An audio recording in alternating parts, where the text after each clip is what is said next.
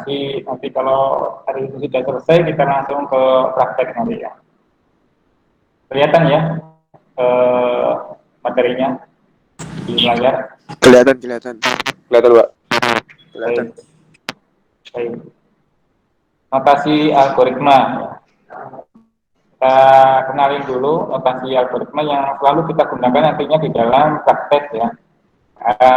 Saat kita melakukan praktek ada notasi-notasi yang harus kita pahami bersama ya.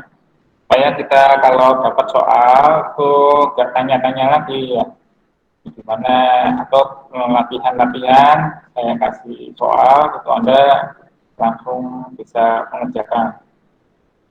Untuk itu Anda perhatikan semuanya ya, algoritma atau notasi yang akan kita bahas hari ini. Ya, algoritma ya, algoritma ya, adalah urutan langkah-langkah. Nah, ini langkah-langkah logis. Logis itu ya masuk akal gitu ya. Jadi tidak ada falasi ya. Falasi itu apa? Kesalahan ya, kesalahan logika gitu ya. Kebetulan di semester ini Anda juga belajar logika informatika ya. Logika informatika itu di situ kita akan belajar bagaimana supaya logika kita itu enggak falas gitu ya. Kita ikuti aturan-aturan main dalam logika komputer. Karena komputer itu logikanya logis ya, namanya bisa dihitung, bisa diruntut ya, ininya bisa dibuktikan gitu ya. Bisa diverifikasi.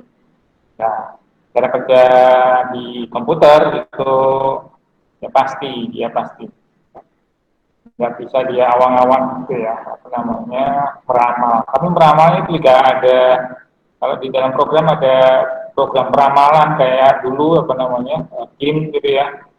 Kita seperti seolah-olah ditebak oleh komputer program gitu ya, tapi itu nggak ramah sebenarnya, dia punya alur ya, punya alur logika ya. Tapi kalau dia jawab begini, dia akan kasih ke sini, kasih jawaban ke sini. Nah itu nanti Anda pelajari di mata kuliah takar ya, takar. Jadi komputer juga membaca contoh-contoh yang sudah di apa namanya di program. Jadi algoritma itu juga bisa disimpan dalam komputer ya. Nanti kalau dia begini, maka dia larinya begini. Ya. Nanti kalau dia jawab begini, maka begini dan terusnya gitu ya. Sampai kayak ada diagram pohon gitu ya. Nah, seperti itu ya. Jadi urutannya urutan langkah logis yang disusun secara sistematis gitu ya, untuk menyelesaikan masalah. Logis atau logika itu adalah kunci dalam algoritma, kunci ya, kata kuncinya ini ya. Jadi cara berpikir kita orang komputer mestilah ya, kalau mengikuti komputer ya ini ya. Jadi seperti apa, bilangan biner ya, 01 yang 01 gitu ya. Tapi juga ada yang setengah gitu ya. Setengah itu sudah masuk ke ranah apa namanya, fusi ya, logika kabur ya. Ini antara ya atau tidak gitu ya, bingung ya. Itu kita nanti pelajari di logika fusi. Kemudian langkah-langkah dalam algoritma harus logis ya, harus hasilnya algoritma juga dapat ditentukan bernilai benar atau salah ya. Di logika informatika kita pelajari itu ya, langkah yang salah akan memberikan hasil yang salah itu kalau di komputer ya. Kemudian algoritma dalam kehidupan dapat dikatakan jantung ilmu komputer dan informatika. Baik, di sini ada mata kuliahnya algoritma ya, tulisannya ya, itu kita ikuti KBBI. Jadi yang benar itu sebenarnya tulisannya ya algoritma gitu ya, dan algoritma ya. Kalau algoritma ini mungkin ejaan yang lama. Nah, algoritma dapat dikatakan jantungnya. Banyak cabang ilmu komputer yang diadu dalam terminologi ini. Ya, selain itu dapat ditemukan dalam kehidupan sehari-hari. Contoh ya, contoh kehidupan sehari-hari itu seperti resep makan, ya, resep kita kuliah hari ini, ya. Nah, kita kuliah hari ini itu kita juga melaksanakan algoritma, ya, langkah-langkah. Apa itu langkah-langkahnya? Ya mulai dari kita bangun pagi, tadi terima pesan dari saya, kemudian Anda baca, oh Pak Syukur hari ini ada kuliah jam 8.30, gitu ya. Nah, Anda ikuti itu. Ya. Jadi saya masuk jam 8.15, ada yang nunggu sudah, ya ada mahasiswa yang sudah nunggu di situ, ya, mau ikut masuk.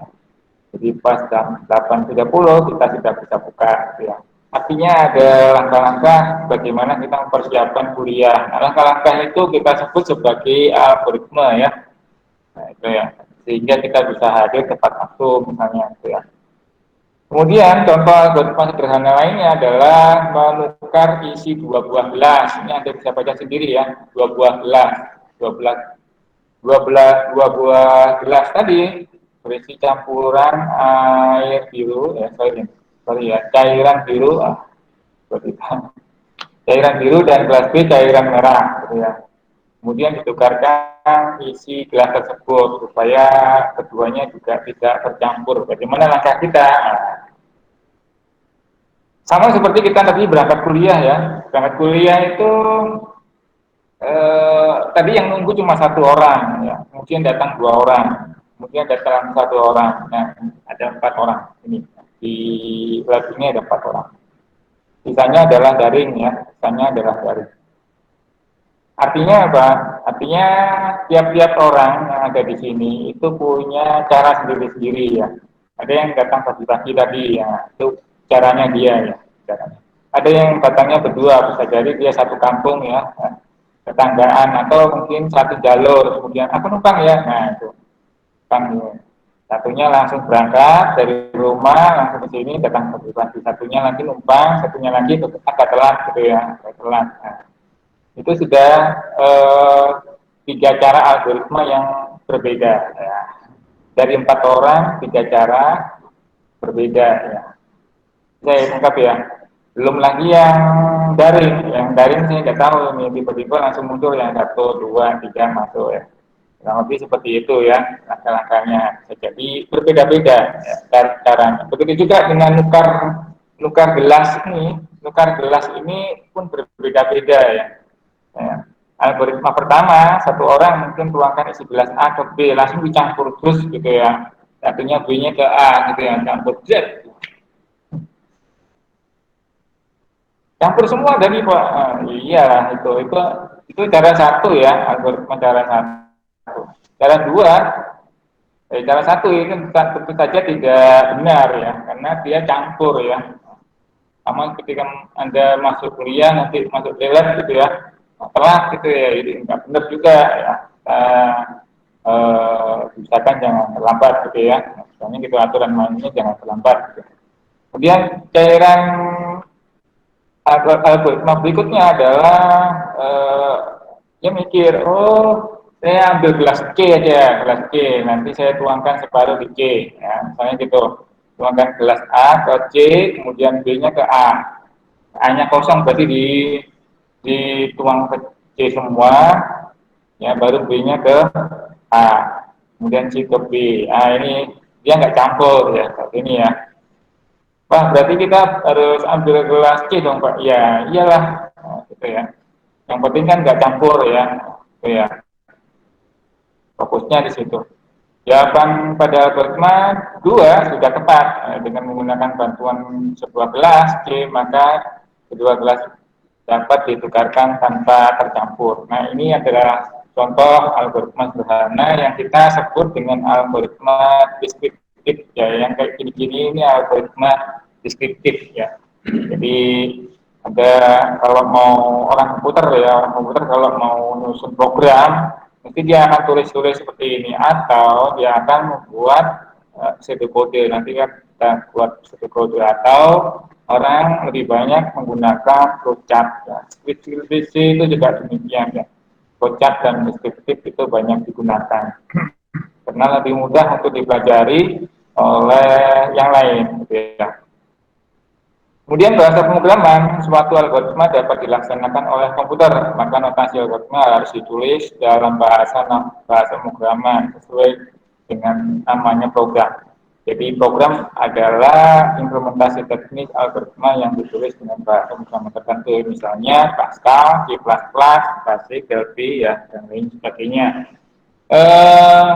Kita nanti coba program yang ada di komputer kita masing-masing ya. Kalau memang nggak ada bahasa C di situ ya.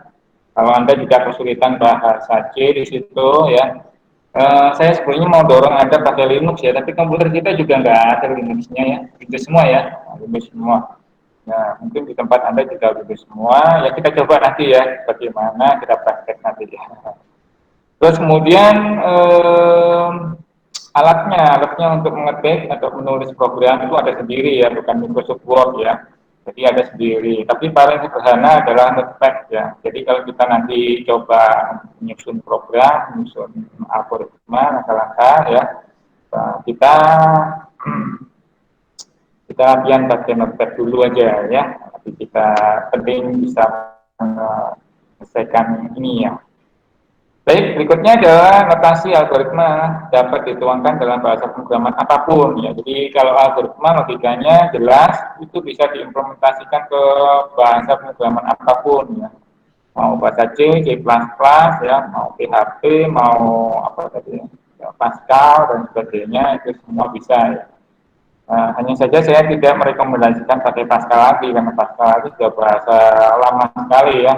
Memang sih kita belajar untuk mengatur logika ya.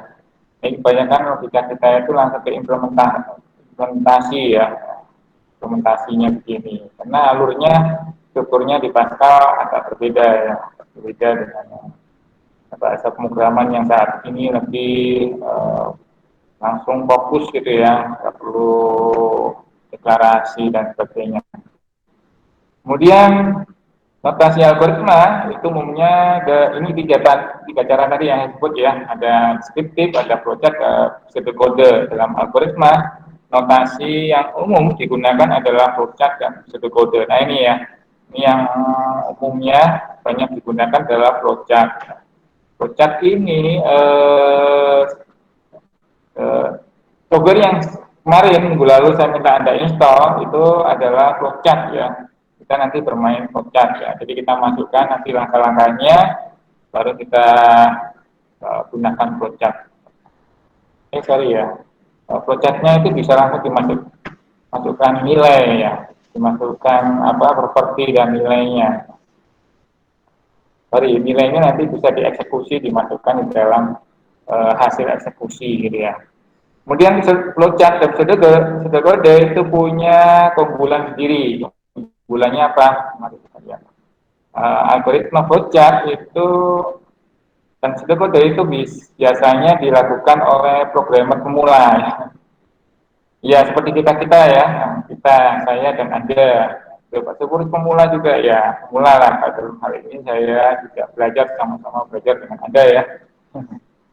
Programmer yang mahir umumnya langsung menuangkan algoritma dengan bahasa pemrograman tertentu ya. Nah, kalau mahir nih ya. Jadi kadang kalau kita ngikuti orang yang sudah mahir melihat gitu ya, kok bisa begini ya, kamu kok bisa begitu ya, nah, gitu ya. Kaget kan, heran ya, gimana ini caranya ya, bengong-bengong kita ya. Nah, bikin program pakai apa namanya framework misalnya ya, pakai Laravel gitu ya. Kok ini ya, bisa bang, gimana caranya? Gitu kan heran. Nah, gimana caranya? Nah, itu ya. Nah itu biasanya kalau orang yang sudah mahir ya, itu langsung biasanya kalau diminta untuk buat program misalnya. Mas, bikinkan program ini untuk bikin apa program akuntansi, apa program untuk kasir misalnya, ya, bukan akuntansi ya, kasir gitu ya. Nah, kasir, gimana caranya ya? Oh, gampang Pak. Saya butuhnya 2 bulan ya. 2 bulan ini harus sudah selesai, saya sudah bisa operasikan, saya mau bikin toko gitu ya, misalnya gitu ya. Oh, gampang Pak, 2 bulan. Wih, gampang. 2 bulan, Bos. Nah, gitu. Jangankan 2 bulan ya, 2 bulan itu bagi program mahir sudah terlalu panjang itu ya, terlalu lama ya. Kadang-kala dia butuhnya cuma 2 minggu aja, 2 minggu itu sudah selesai. Gimana caranya? Nah itu kan kita mikir nggak masuk akal, masa bisa 2 minggu gitu kan ya. Orang-orang kalau kita nggak tahu ya 2 minggu. Tapi lihatlah orang-orang yang mahir, itu tangannya sudah keriting ya apa namanya. Kalau ngetik itu tak cepet ya banget lah. Jadi alurnya yang ada di kepala itu bisa dia susun di dalam baris-baris kode tadi. Jadi algoritma itu sudah ngelotok di kepala. Ya. Dengan gini cepet gitu ya. Jadi dia nggak pakai if then lagi ada yang dia pakai array gitu ya. Waduh, array itu apa Pak? Jadi kita belajar bertahap ya. Kita kalau lihat jadi pemula melihat seperti itu ya terkagum-kagum kan gimana caranya. Tapi kalau kita sudah belajar hal-hal itu seperti sudah biasa ya, bukan lagi menjadi hal yang dikagumkan itu biasa, gampang aku juga bisa gitu ya. Baik, tapi itu artinya kita butuh latihan ya. Tadi ya seperti yang di awal minggu lalu ya saya sampaikan kita butuh selalu latihan, kita sering bertanya. Bertanya itu bukan selalu sering bertanya hal-hal yang kecil ya. Belum dicoba sudah tanya dulu ya. Artinya dicoba dulu ya, bikin dulu, baru kemudian searching dulu ya. Searching cari barangkali ada solusi yang sudah atau masalah yang sudah pernah dibahas, itu kita ingin tahu caranya menyelesaikan, gitu ya. Jadi searching sekarang ini enak ya bahasa pemrograman, belajar bahasa pemrograman itu enak, banyak sumber ya, banyak sumber. Kemudian banyak orang baik hati yang juga punya tujuan sama, misalnya dia ingin YouTube-nya itu laris gitu ya, dia bikin cara untuk mengajar apa namanya pemrograman ya. Artinya banyak kan yang nonton, nah, itu juga apresiasi kita nonton dengan apa namanya sampai penuh mengikuti, kita dapat untung, mereka juga dapat untung, jadi mereka akan semangat gitu ya memberikan materi ya, karena dia inginnya juga mendapatkan sampingan misalnya dari YouTube ya YouTuber banyak gitu ya seperti itu. Nah silakan Anda cari itu, jangan jangan merasa pelit apa namanya pelit ya. Anda hanya ambil ilmunya saja misalnya, tapi nggak mau berikan feedback pada mereka. Ini kan hasilnya perhitungan gitu ya. Nah, itu kita dukung mereka supaya selalu misalnya dengan subscribe apa kemudian jangan apa namanya iklannya itu jangan di skip gitu ya misalnya gitu ya. Karena dengan meningkat itu maka mereka biasanya akan semangat untuk memberikan itu ya. Baik, programmer mahir kadang menggunakan flowchart untuk dokumentasi. Betul ini ya, nomor 3 ini ya. Tadi belum saya tunjuk ini ya. Jadi programmer mahir itu kadang butuh ini ya. Kebetulan saya juga lagi nyusun ini ya, nyusun program untuk sprint ya, kita sprint ya.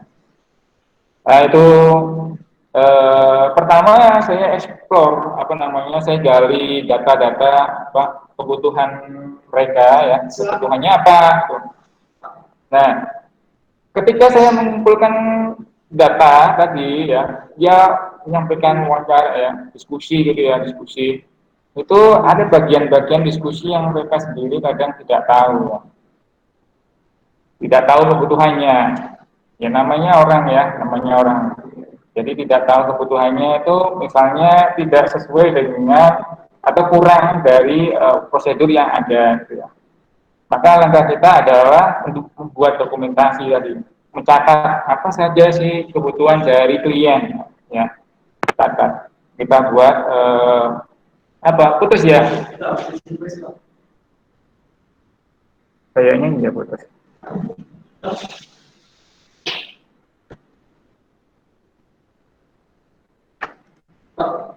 Ya, ya silakan.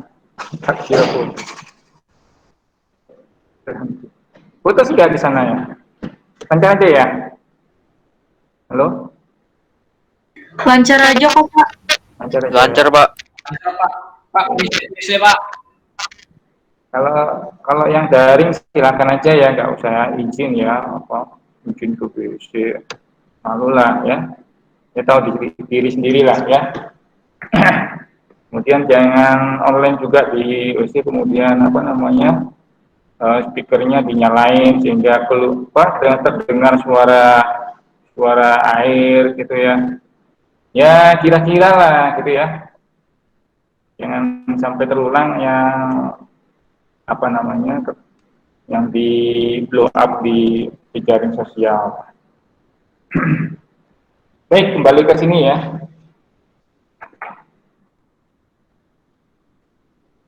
Programmer mahir terkadang menggunakan flowchart. Nah ini ya, saya ingin garis bawahi ke Anda.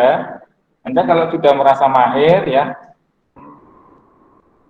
ketika masih jadi mahasiswa seperti ini, usahakan selalu gunakan dokumentasi.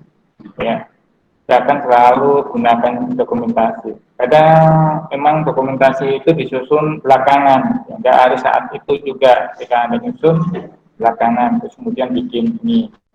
Itu juga bisa jadi ya, karena Anda mahir kan, Anda langsung ngetik kan ya, dokumentasinya belakangan boleh, atau Anda kalau orang yang apa namanya belajar, kan belajar lagi ya, apa namanya pro malahnya, kalau pro itu malah Anda desain dulu ya, membuat dokumentasi dulu ini pro. Jika kalau kita punya dokumennya ini, kita bisa berbicara dengan siapa? Dengan klien. Nih, seperti ini loh, nanti klien itu akan baca dari dokumentasi Anda. Itu kita nanti pelajari di ini apa namanya rekayasa perangkat lunak. Ya, di rekayasa perangkat lunak atau analisis desain berorientasi objek. Anda akan membuat dokumen, ya dokumen namanya SRS, sorry ya, SRS, Specification Requirement apa ya, SRS, Specification Requirement Software, Software Requirement Specification, susahnya, ya, Software Requirement Specification atau spesifikasi kebutuhan perangkat lunak. Nah itu spesifikasinya kita tulis lebih dulu. Nah, itu kalau kita menggunakan apa namanya waterfall. Waterfall itu apa ya? Cara kita menyusun program. Jadi ada langkah-langkahnya. Sama seperti algoritma itu langkah-langkahnya. Langkah pertama apa dulu? Itu kita menyusun itu SRS ya. Tapi ada juga yang bersama-sama. Nah itu kalau kita menggunakan langkah-langkah yang berbeda, bukan waterfall lagi, tapi langkah-langkah yang berbeda. Apa itu agile misalnya, agile tulisannya ya. Nah, itu ya dinamis ya. Jadi ketika ada perubahan di tengah jalan, maka sekaligus itu dibuat dokumentasi. Nanti dokumentasinya diserahkan di terakhir. Nah, mereka biasanya sudah pro ya. Mereka biasanya sudah pro, sudah mahir semua. Baik kliennya itu juga sudah mahir biasanya. Oh, ini jadi dia fotonya itu sudah tahu ya. Ini ya. Jadi nggak harus semuanya apa nggak harus programmernya tok yang mahir, tapi yang lain juga harus mahir ya, termasuk kliennya mahir. Jadi mereka akan terus membuat itu ya. Jadi flowchart itu juga bisa berubah-ubah berubah-ubah sesuai dengan proses bisnis. Jadi dokumentasinya nanti bisa belakangan, bisa saat itu, atau bisa di awal. Ini ya. Contoh soal. Terdapat 3 buah cakram seperti pada gambar. Ini contoh ini ya. Dari cakram ini, di mana cakram yang lebih kecil berada di atas. Buatlah algoritma untuk memindah cakram dari tempat A ke B. Ya. Di mana satu kali perpindahan hanya boleh satu cakram. Cakram yang lebih kecil harus berada di atas cakram yang lebih besar. Ya. Jadi pindah di C ini, tapi susunannya sama ya. Gimana langkah Anda? Tulis.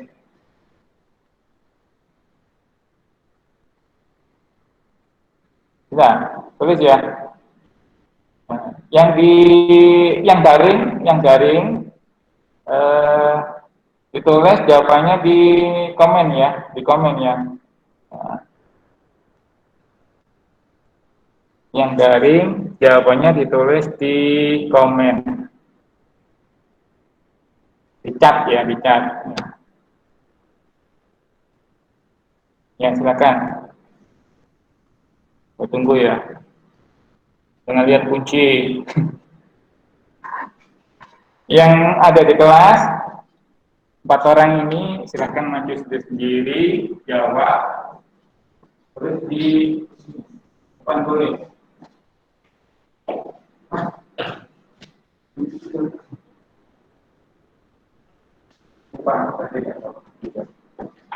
Oh ini ada.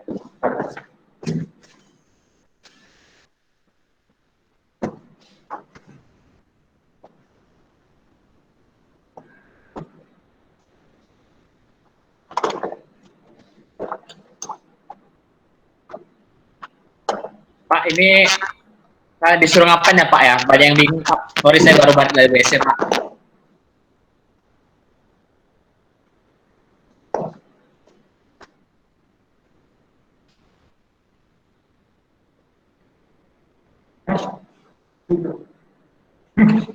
Gak apa-apa. Ya di FO ya. Di depan. Masukin aja.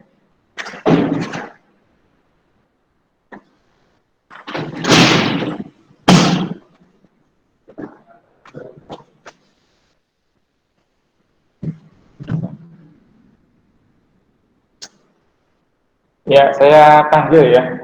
Soalnya belum ada yang respon. Aduh. Pak, itu soalnya disuruh ngapain? Soal tadi putus-putus suaranya. Oh, itu putus-putus kayaknya di tempatmu kayaknya. Iya. Jadi soal tadi, kan masih ada itu di layar ya. Masih ada di layar kan ya. Nah, itu soal dikerjain. Buat algoritma deskriptif langkah-langkah untuk memindah dari A ke C dengan susunan yang sama. Ini ya. Jadi ini susunan balok ini atau apa namanya, susunan apa namanya? Ya, cakram itu dipindah ke C, langkahnya seperti apa? Pertama yang kecil dulu ke atau yang ini dulu ke, tapi yang jelas harus satu-satu ya. Dipindah ke C dengan susunan sama. Beri tanda ini 1, 2, 3 misalnya. Ya. Cakram 1, 2, 3. Bagaimana Anda bisa pindah ke sini? Tulis urut-urutannya ya, langkah-langkahnya. Langkah-langkahnya sama seperti tadi ya. Nah ini.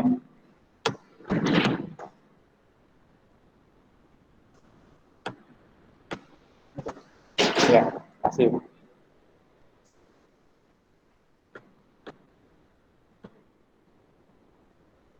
Ya, langkah-langkahnya seperti ini, sama ya.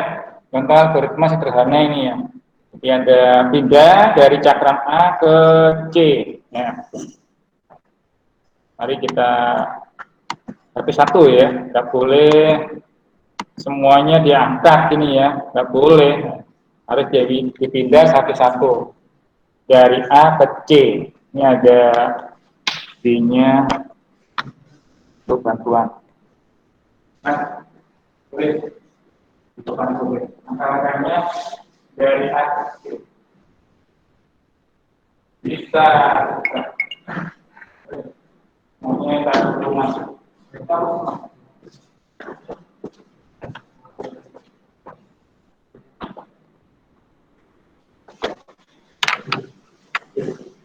Ya, yang di sini juga sudah saya minta untuk menulis Gatso. Ya, Gatso. Ada lagi?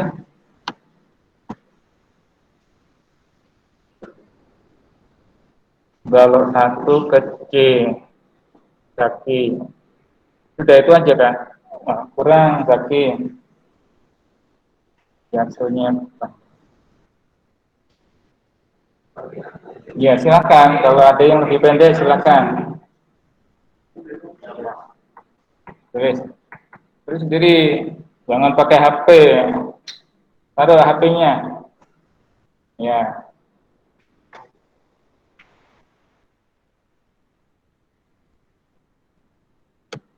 udah ini. Sorry. Lanjutnya soalnya kan? Misalnya. Ya. Tapi itu kan disusun kayak gitu lagi, Pak. Ya, disusun kayak piramid lagi. Ini pindah ke keseluruhannya sama. Apa cek? Boleh ada tanda ya, 1, 2, 3. Gambar nanti di situ boleh. Akrab 1, 2, 3. Mana yang satu, mana yang satu. Dia susun sendiri ya.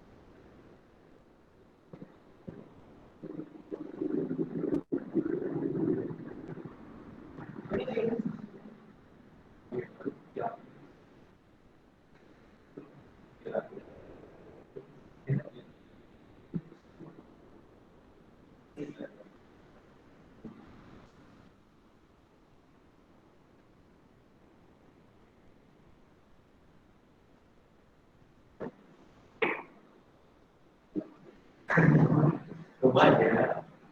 Isi dulu.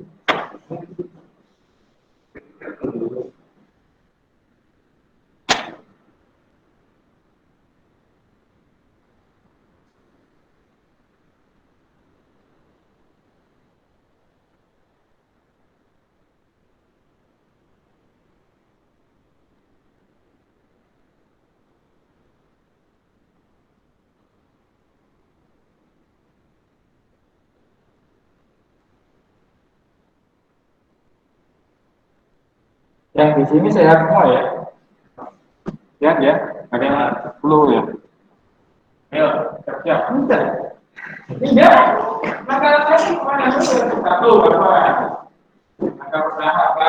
Jadi ada dua main.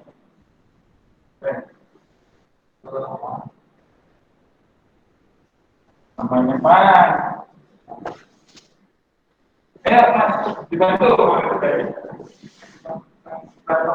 Ah, ini bisa ya. Tapi kamu pakai jalan sendiri baik. Ya, boleh.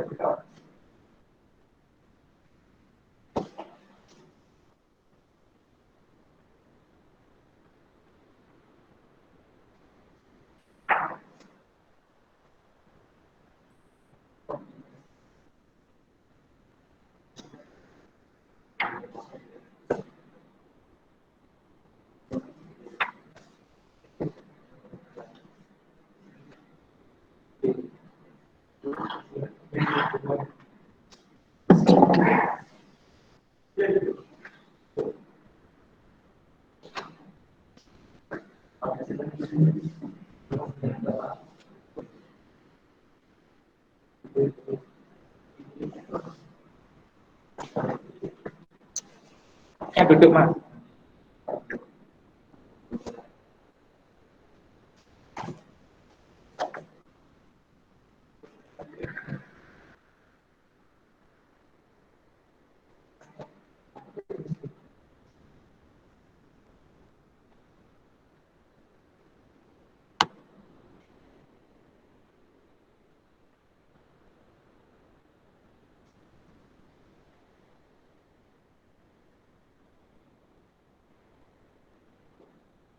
Ya, jangan lihat kunci loh. Terus anu sendiri. Ayo yang lain mana ini? Rafli, oke Rafli. Yang lain ada?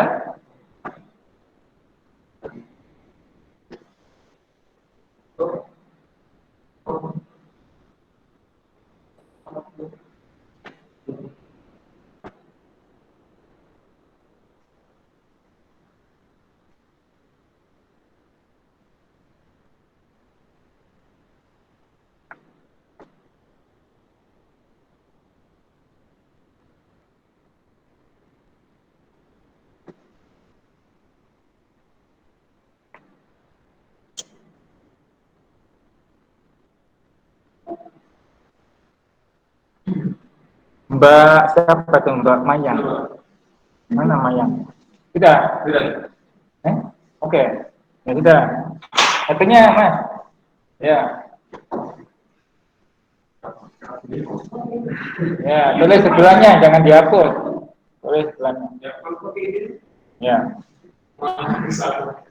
Ada lagi cara baru. Banyak cara itu.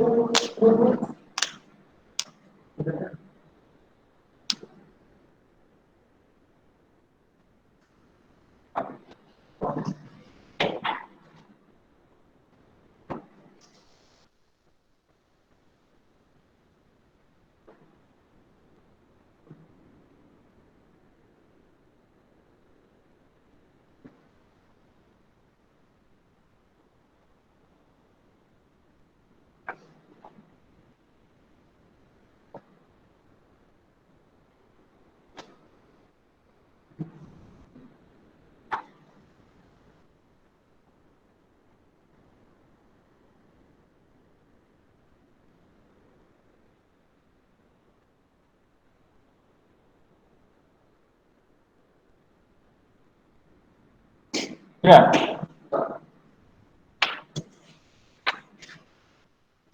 Ya. Ada banyak. Oh. Ya.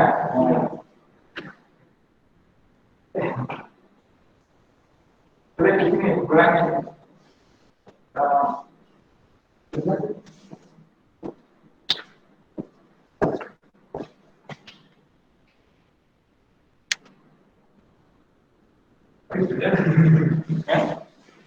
Terus saja nggak apa-apa, nggak usah takut lah, ya kok. Nggak dinilai, nggak dinilai. Tapi keaktifan Anda tentu saja membawa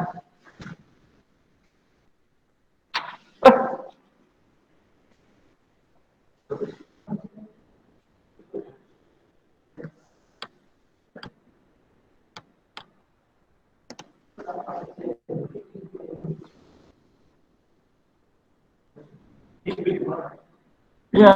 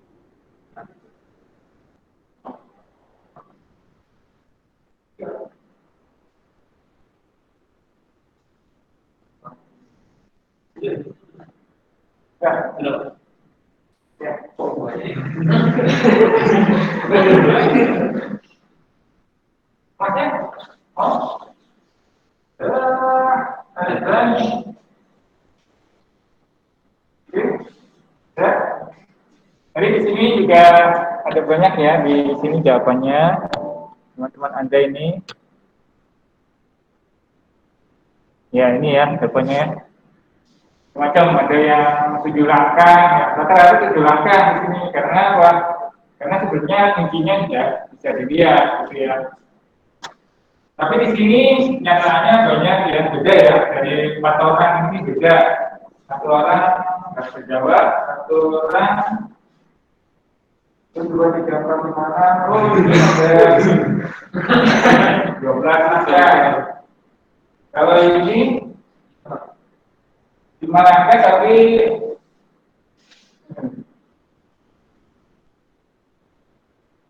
satu B.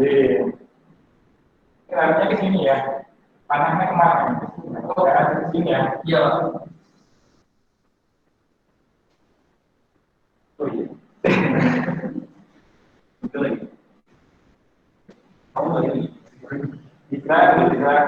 Oh, di mana ya paling cepat ya? Iya. A3 kecil mana? Oh, nanti ke sana ya? Iya Pak. Nanti ke sini ya. Di dua.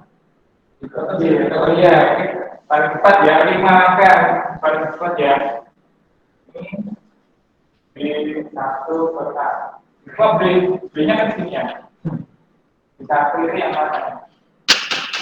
Ini yang tanya ini. Harusnya A ya, A1 ya. A1 ya. Kiranya ini apa yang kita lihat itu soalnya. Baik, ada yang 5 langkah, ada yang 16 12 langkah, ada yang 7 langkah.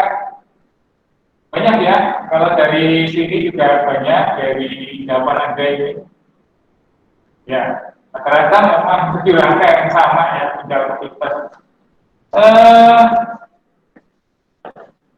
Baik, kita bahas sekarang.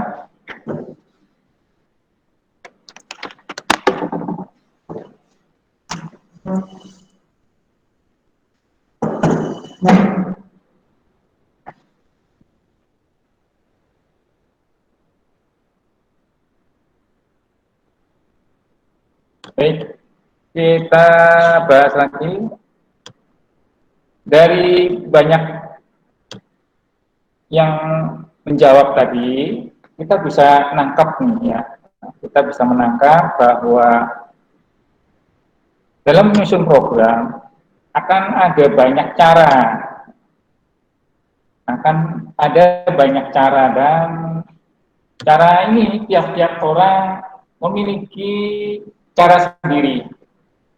Contohnya seperti hari ini Anda memindah cakram tadi ya. Nah, Dari satu kelas ini ternyata beda semua ya. Nah, ternyata beda semua, punya masing-masing cara. Begitu juga dengan Anda yang ada di daring di rumah jawab, ada yang tadi banyak banget langkah-langkahnya. Ya. Tapi ada yang rata-rata 7 karena ya mudah ya, kalau di online itu mudah banget kalau di online. Ya, rata-rata 7 ini karena ada dikunci ya. Nah, itu ya melihat sendiri. Tapi ada yang sebenarnya lebih simpel lagi tadi ya, sampai 5 langkah. Nah ini 5 langkah ini yang cerdas. 5 langkah. Gimana caranya 5 langkah? Nah itu ya. Ada tentu saja tiap orang beda-beda cara, ya, beda-beda cara. Itu juga nanti kalau Anda diberi soal ya, saya kasih soal, Anda secara algoritma bisa jadi beda-beda. Itu yang menjadi alasan saya kalau ada soal ya, kerjaan program, bikin aplikasi, ya, bukan bikin aplikasi, kalau aplikasi terlalu kompleks nanti ya. Bikin program gitu ya, soal untuk menyelesaikan. Itu biasanya kalau Anda kerjakan sendiri, insya Allah akan berbeda dengan teman Anda yang lain. Nah, kalau sama, berarti copy paste. Nah, itu alasan saya biasanya begitu. Nah, ini baru algoritma aja banyak yang sama ya. Nah, harusnya banyak yang beda. Ya, harusnya beda. Karena tiap orang punya cara sendiri. Ya, punya cara sendiri. Bisa ya tangkap ya. Begitu juga apalagi kalau kita menyusun program, maka punya cara sendiri dan nama-nama variabel juga beda-beda harusnya ya. Karena kita punya style sama seperti Anda hari ini memakai baju ya, hampir tidak ada baju yang sama hari ini. Ada Pak, saya pakai singlet misalnya. Singletnya bisa jadi beda ya, walaupun sama-sama singlet, satunya singlet yang baru, satunya singlet yang lama. Dan lain sebagainya. Bisa ditangkap ya ini ya. Nah, begitu juga dengan nanti kalau Anda ikut mata kuliah pemrograman di saya ya, maka cara saya adalah seperti ini ya, yaitu Anda harusnya bisa mengklik sendiri.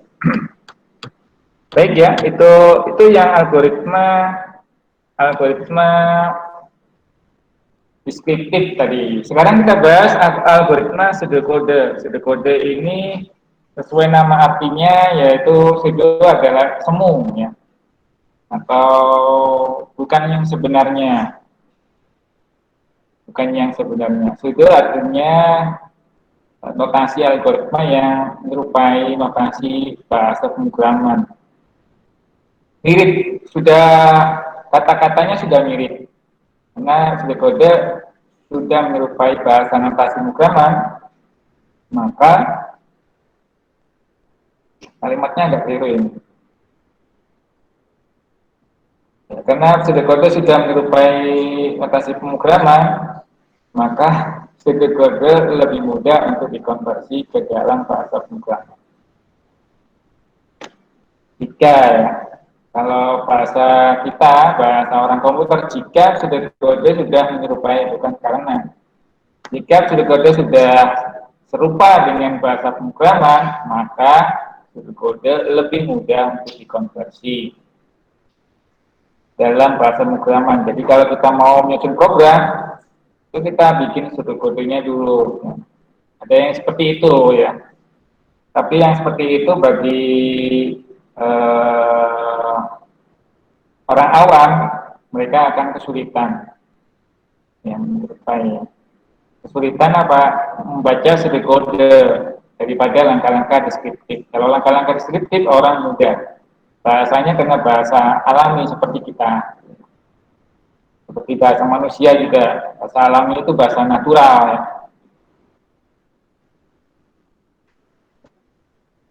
Pseudokode contohnya ini ya, contohnya seperti ini. Nah, ini yang nanti kita akan gunakan di program yang kemarin kita unduh ya, Anda siapkan. Contohnya seperti ini, start, ini masukkan A dan B, C sama dengan A plus B, tampilkan C, selesai. Nah, yang dimaksud pseudokode ya ini, sebenarnya ini pseudokode dan flowchart ya, campuran kalau yang ini. Pseudokodenya ini A, masukkan A dan B, C sama dengan A plus B, ini pseudokode ya. Masih mau diterapkan di bahasa pemrograman apapun, bisa ini ya, tampilkan C. Atau ditulis seperti ini, ya, start, masukkan A dan B, C sama dengan A plus B. Ini kalau ini nih, pseudokode dalam bentuk deskriptif ya, deskriptif yang tadi di awal. Kalau deskriptif seperti ini ya, langkah-langkahnya berupa angka-angka apa namanya, kalimat-kalimat teknis seperti ini ya. Masukkan A dan B sama C sama dengan A plus B. Ingat ya, bukan A plus B sama dengan C. Ini biasakan ya, karena nanti di program biasanya adalah hasilnya ini dulu ya ditaruh di awal. Hasilnya ini dulu baru ditaruh di awal. Nggak sama seperti kalau kita belajar matematika ya, biasanya itu ya A plus B sama dengan C, kan harusnya begitu Pak. Ya iya, tapi di komputer enggak ya, ini diterima ya Mas ya, di sini ya. Jadi kalau di sini Anda melihat ini ya jangan bohong. Pseudokode berikutnya adalah ditulis seperti ini ya. Ini ada pengambilan keputusan kalau sini. Jadi simbolnya adalah ini. Nah, yang perlu Anda perhatikan di sini kalau flowchart ya, walaupun flowchart belum saya sampaikan di sini, tapi tampaknya ini sudah dimasukkan di sini ya. Nah, simbol-simbol start itu seperti ini ya, harus tumpul di kiri kanannya ini, tumpul ya, melengkung. Baru kemudian di atas bawah ini lurus ya. Kemudian simbol untuk masukan input ya, input itu biasanya diagonal ini ya, nah, diagonal. Nah, kemudian proses itu biasanya bentuknya kotak ini apa namanya, persegi ya, persegi panjang. Ingat ya, persegi panjang. Kemudian pengambilan keputusan posisinya harus selalu begini ya, wajib ini ya. Dan keluarannya harus ya dan tidak ya. Keluarannya harus ya dan tidak. Seperti yang tadi saya sebut ya, kalimatnya keliru tadi karena saya gantikan jika. Jika ya apa, jika tidak apa, gitu ya. Jadi ini ya, jika ya apa hasilnya, jika tidak apa hasilnya. Ini adalah output itu simbolnya sama seperti input nih ya. Output simbolnya sama seperti input. Lalu N sama seperti start ya, simbolnya ya. Panah. Jadi pengambilan keputusan harus keluar ya dan tidak, harus ya. Mesti itu, walaupun kita bikin nggak apa namanya nggak ada tidaknya misalnya, selalu ya gitu ya, nggak ada tidaknya, tapi otomatis tidaknya mesti ada. Hati-hati ya, nah, itu ya. Nah ini kalau ditulis di kodenya seperti ini ya. Nah, tinggal ditulis pseudonya aja sama seperti deskriptif tadi, tapi isinya adalah simbol-simbol kode atau kode-kode semu ya, kode-kode semu. Nah, start, masukkan A, sisanya A mod 2 gitu. Ini formula ya. A dibagi 2. Sisa berapa? Nah, sisanya ini ya. Jika sisanya 0, maka tulis genap, habis ya sisanya. Jika tidak, maka ganjil. Selesai. Jika hasilnya 1, maka ganjil kan ya. Kurang lebih itu, pseudokode kita bisa bebas menulis pseudokode selama itu mudah dimengerti ya. Nanti kita belajar ini praktikum yang kemarin Anda download. Tapi disarankan untuk menggunakan keyword yang umumnya digunakan dalam bahasa pemrograman seperti if, then, else, while, do, repeat, for, dan lainnya. Ya. Dan ikuti gaya penulisan pemrograman. Kalau kita pakai Pascal, ya ikuti itu. Karena tiap-tiap gaya sama seperti bahasa kita lokal, bahasa Indonesia. Nanti Anda masuk ke Madura, bahasanya sudah beda, ya, walaupun di Indonesia. Masuk ke Banjar bahasanya juga beda, masuk ke Jaya juga beda, ya. Ke Sunda, ke Bali, ke Jawa, masing-masing punya style. Begitu juga dengan Pascal, ya, stylenya beda dengan C++. Tapi logikanya sama ya, if then else dan sebagainya, ini logikanya sama. Itu yang pseudocode. Terus kemudian yang terakhir adalah flowchart. Tapi flowchart tadi sudah saya sampaikan ya sebagian di pseudocode. Flowchart adalah representasi secara diagram. Diagram tadi ya, input modelnya adalah apa? Diagonal. Urutan langkah-langkah mendapatkan hasil ini penting ya di dalam algoritma. Algoritma dapat dituangkan dalam notasi gambar flowchart. Flowchart dapat membantu kita menyusun, mengerti algoritma yang ditampilkan dalam bentuk gambar. Nah, gambar-gambarnya seperti ini ya. Jadi kalau N sama start itu gambarnya begini. Anda nggak boleh ambil gambar yang selain ini ya. Seenak udah. Jangan ya, jangan seenak udah karena simbol-simbol ini nanti akan dibaca oleh orang lain. Simbol siapa orang lain? Ya programmer, ya developer, ya, ya termasuk klien juga akan membaca ini. Kalau ada simbol-simbol aneh, kliennya bingung. Ya apa ini mas? Ini. Ya.